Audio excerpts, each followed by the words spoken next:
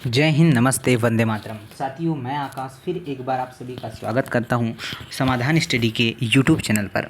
और साथियों, आप सभी साथियों के लिए केमिस्ट्री का एक महत्वपूर्ण सेशन, शानदार से सेशन आप सभी साथियों के लिए हम लोग ला चुके हैं। तो साथियों, आप सभी लोग जो हैं इस सेशन को ज्वाइन करिएगा और आपके आगामी एग्ज़ामों में बहुत ही अच्छा आप लोग स्कोर करने के लिए इन क्लासेस का रिवीजन भी ज़रूर करना है। तो चलिए आइए मेरे साथ सभी साथी जुड़ जाएंगे इस बेहतरीन से, इस शानदार से सेशन में। चलिए देखिए क्या है आज का पहला क्वेश्चन, जरा ध्यानपूर्वक सुनिएगा। साथियों, आपके स्क्रीन पर पहला क्वेश्चन है कि संक्रमण धातुएं अधिकांशतः होती है। पहला क्वेश्चन आपके स्क्रीन पर आ चुका है, देखिएगा क्या बोला है। संक्रमण धातुएं अधिकांशतः होती है, प्रतिचुंबकीय होती है, अनुचुंबकीय होती है, या फिर बात करेंगे हम लोग कि आपका उपरोक्त दोनों होगी या इनमें से कोई भी नहीं होगी, यह आप सभी को बताना है। तो चलिएगा देखिए, मैं आपको बता दूं, अगर संक्रमण धातुओं की बात किया, किसकी बात करें, संक्रमण धातुओं की बात करें तो ये अनुचुंबकीय होती है। कैसी होती है? आपका अनुचुंबकीय होती है। तो हमारा राइट आंसर हो जाएगा ऑप्शन नंबर बी, ये आप सभी को ध्यान रखना है। अधिकांश संक्रमण धातुओं के बाह्यतम कक्षा में 1 से मतलब 1 से लेकर 3 जो है अयुग्मित इलेक्ट्रॉन की उपस्थिति के कारण ही यह क्या होते, अचुंबकीय होते हैं। ये हमें ध्यान रखना है। चलिए आगे बढ़ते हैं, नेक्स्ट क्वेश्चन की ओर चर्चा करते हैं।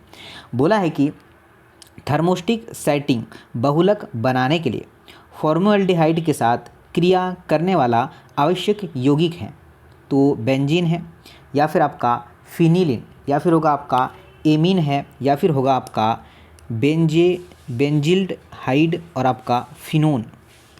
चलिए बताइए ज़रा क्या हो सकता है। तो साथियों, आप सभी को नोट करना है। आप सभी के राइट आंसर अगर बात करें, क्या साथियों, फिनोल तो बिल्कुल सही होगा। क्या होगा? अगर आप सभी ने बी आंसर कर पाया है तो आपने बिल्कुल सही आंसर किया है और बिल्कुल राइट आंसर कर पाया है। ठीक है, बहुत बढ़िया क्वेश्चन है, बहुत ही बेहतर क्वेश्चन है। देखिए साथियों, ध्यान दीजिएगा कि फॉर्मेल्डिहाइड के साथ फिनोन यौगिक की क्रिया करने पर थर्मोसेटिंग बहुलक बनता है, जिसे ही आपका क्या है, ऊष्मा और ताप प्रतिरोधी वस्तुएं बनाने के काम में लाया जाता है। ये हमें ध्यान रखना है। चलिए आगे बढ़ते हैं। साथियों, जो भी साथी नहीं आ पाया है उन तक सेशन को शेयर करिएगा, और अगर आपको चीज़ें पसंद आए तो अंतिम में लाइक ज़रूर कर दीजिएगा। देखिए साथियों, बोला क्या गया है कि भोजन संचित, क्या साथियों, कि भोजन संचित करने के लिए प्रयुक्त होने वाले टीन के डिब्बों को लोहे पर टीन के विद्युत लेपन द्वारा बनाया जाता है। क्यों? पात्रों को हल्का बनाने के लिए, पात्रों को सरल जो है सस्ता बनाने के लिए टीन एक जो है चमकदार रूप देता है, या लोहे की तुलना में टीन कम अभिक्रियाशील होता है। चलिएगा आंसर करिएगा, सभी साथी के आंसर क्या हो सकता है।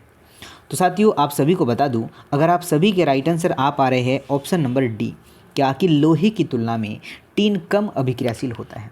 क्या आप सभी के राइट आंसर यही है क्या?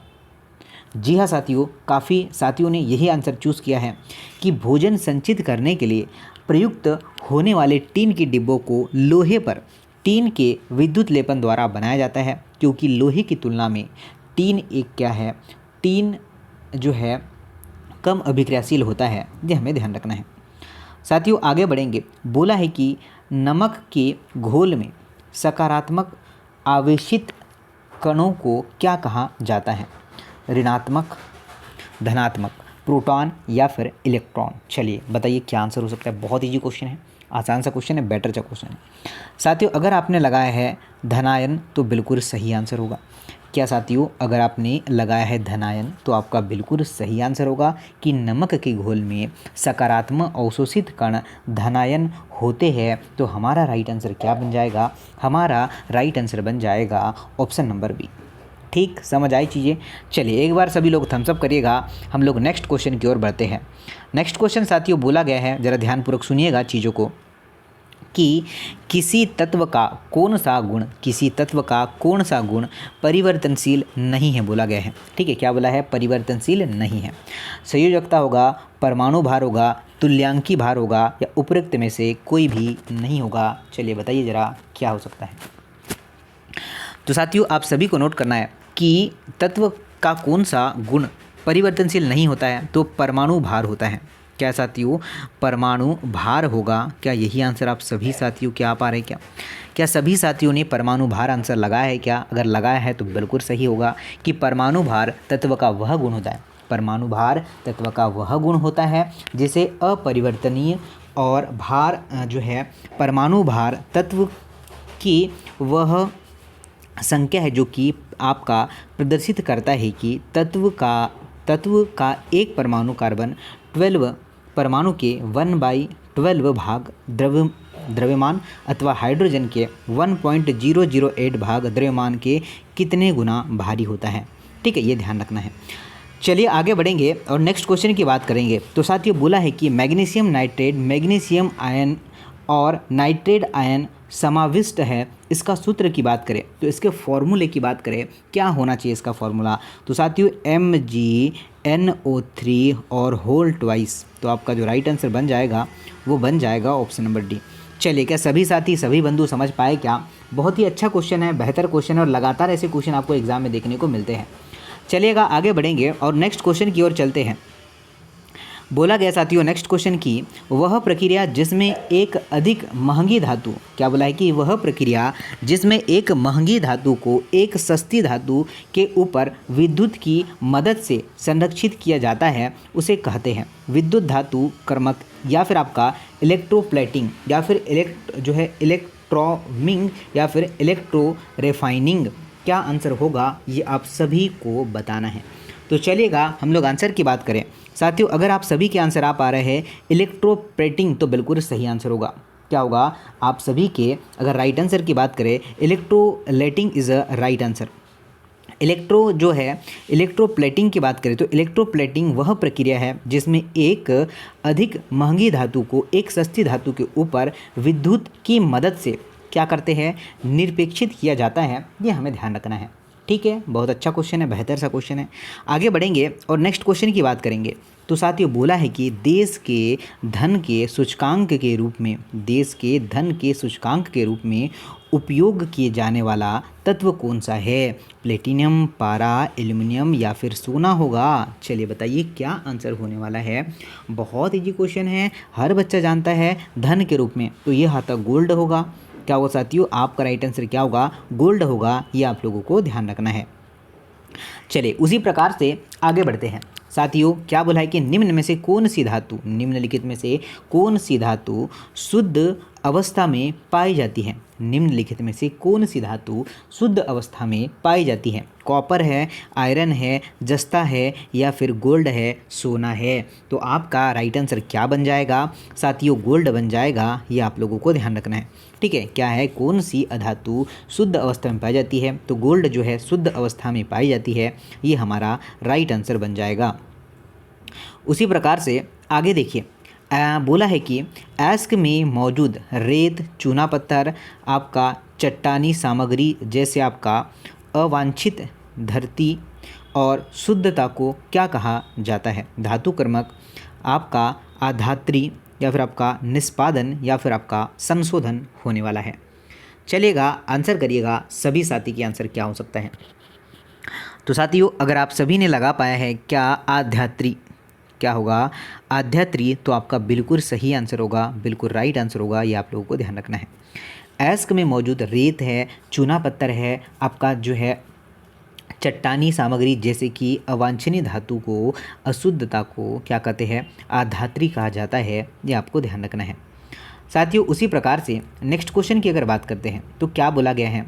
बोला गया है कि निम्नलिखित धातुओं में से, क्या है, निम्नलिखित धातुओं में से कौन सा ठंडे और गर्म पानी के साथ प्रतिक्रिया नहीं करता है? ठंडे और गर्म पानी के साथ क्या है, प्रतिक्रिया नहीं करता है। तो कौन नहीं करेगा? चलिए तो क्या आपका Fe होगा क्या? चलिए आयरन आप सभी का करेक्ट आंसर होना होगा, ये आपको ध्यान रखना है। ठीक है, चलिए आगे बढ़ेंगे और नेक्स्ट क्वेश्चन की बात करें। साथियों सेशन को शेयर करिएगा, हर वो बच्चा इस बार सिलेक्शन लेना चाहिए जो है ऑफलाइन कोचिंग एफर्ट नहीं कर पाता है। देखिए निम्नलिखित गुणों में से, क्या बोला है कि निम्नलिखित गुणों में से कौन सा धातुओं में आमतौर पर नहीं दिखाई देता है? प्राकृतिक में धनात्मक विद्युत चाप का चालन या फिर आपका निरस्त, और आपका डी की बात करें लचीलापन। तो क्या आंसर होगा ये आप सभी को बताना है। तो साथियों आप सभी के राइट आंसर की बात करें तो राइट आंसर होगा आपका नीरसता। क्या होगा आपका राइट आंसर बनेगा साथियों ऑप्शन नंबर सी। ठीक, क्या होगा आपका राइट आंसर है सी और आप सभी लोग इस क्वेश्चन को बना पाए होंगे। धातुओं में निरस्तता का गुण नहीं पाया जाता है और इसमें स्वयं की चमक होती है, ये हमें ध्यान रखना है। चल साथियों आगे बढ़ते हैं। नेक्स्ट क्वेश्चन क्या आया है ज़रा ध्यानपूर्वक पढ़िएगा। निम्नलिखित में से कौन से सबसे अधिक जो है प्रतिक्रियाशील धातु है? निम्नलिखित में से कौन सी सबसे अधिक प्रतिक्रियाशील धातु है? सोडियम, जस्ता, लोहा, मैग्नीशियम।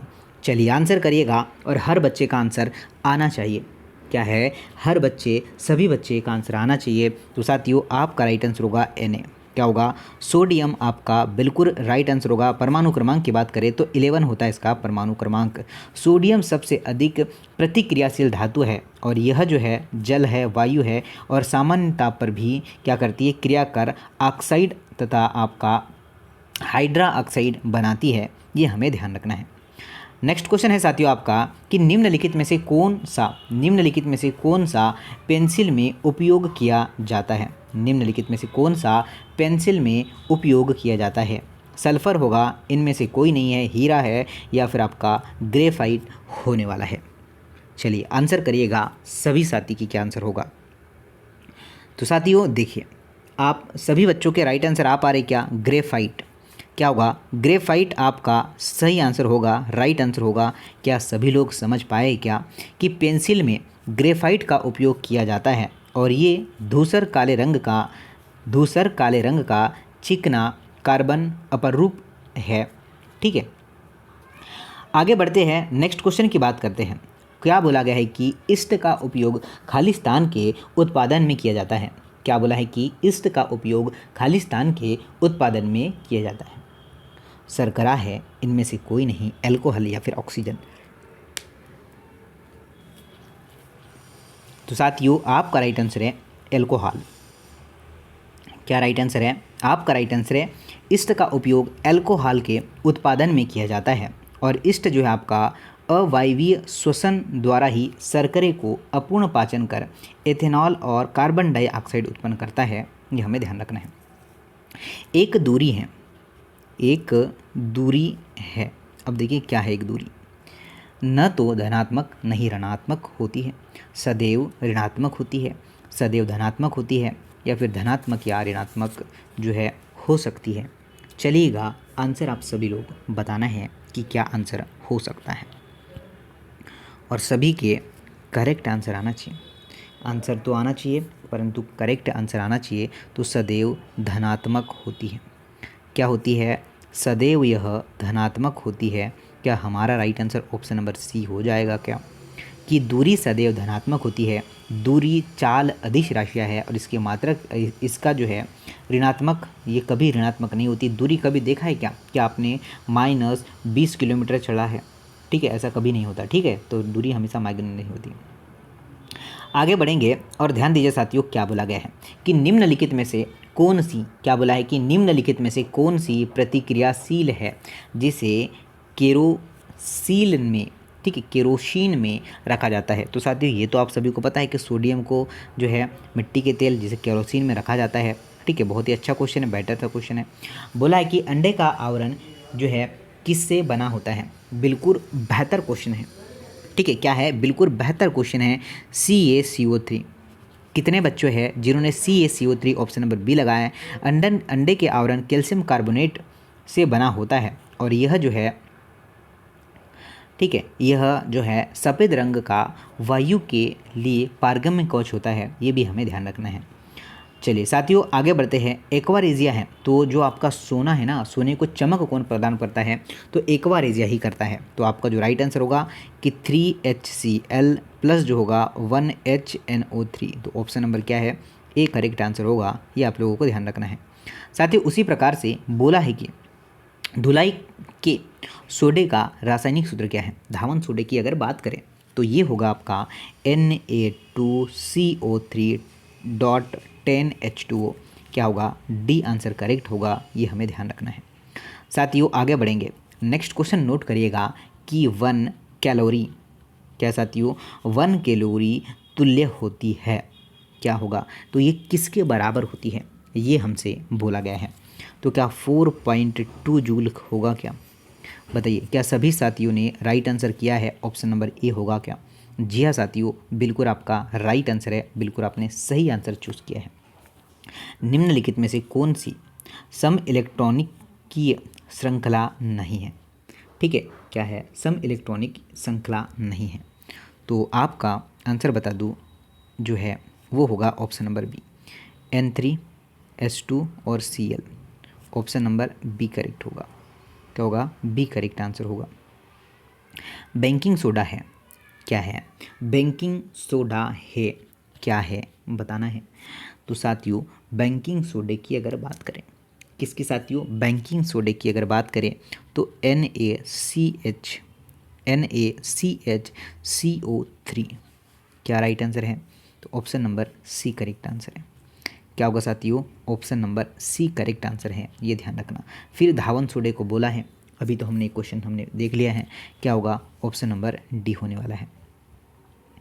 देखिए, सोडियम है, रुबिडियम है, जो पोटेशियम है, मैग्नीशियम को परमाणु त्रिज्या के बढ़ते क्रम में व्यवस्थित कीजिए। तो क्या होगा इसका बढ़ता हुआ क्रम?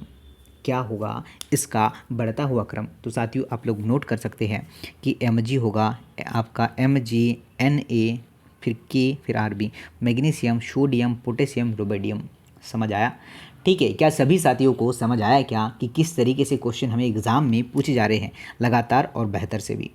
अब आगे बढ़ते हैं, नेक्स्ट क्वेश्चन की बात करें कि निम्नलिखित में से गोल्ड का प्रतीक क्या है? तो आपका Ag होगा क्या? गोल्ड, AgOg, ये तो गोल्ड है। लो जी, सॉरी Ag नहीं, Ug होगा गोल्ड।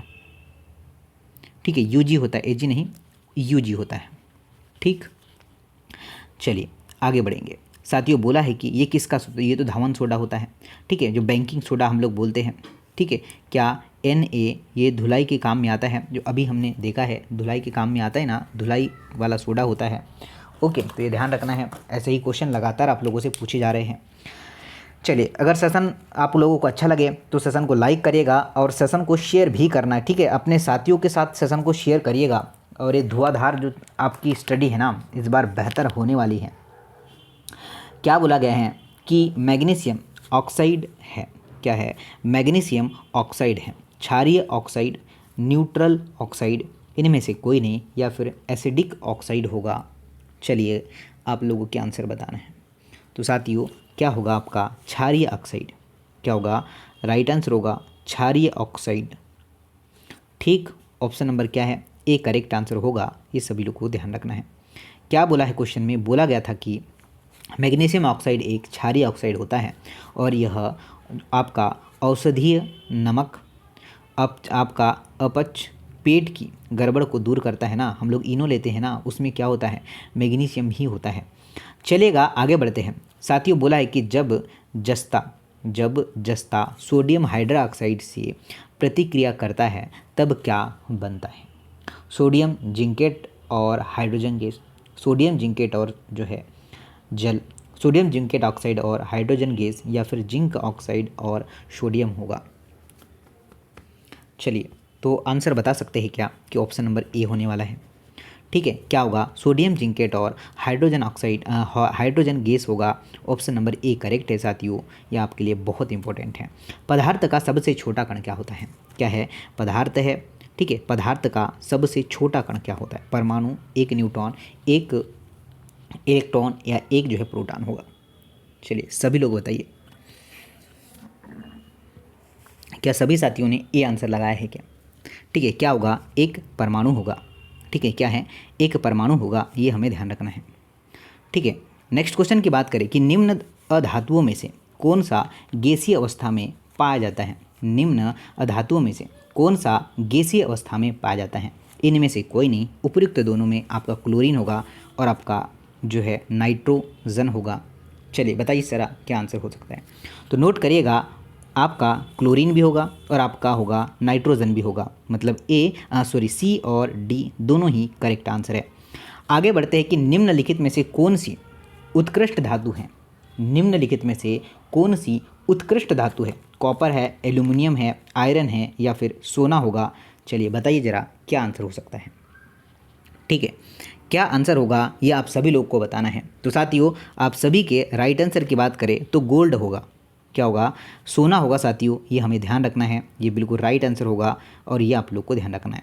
सोना एक क्या है? उत्कृष्ट धातु है।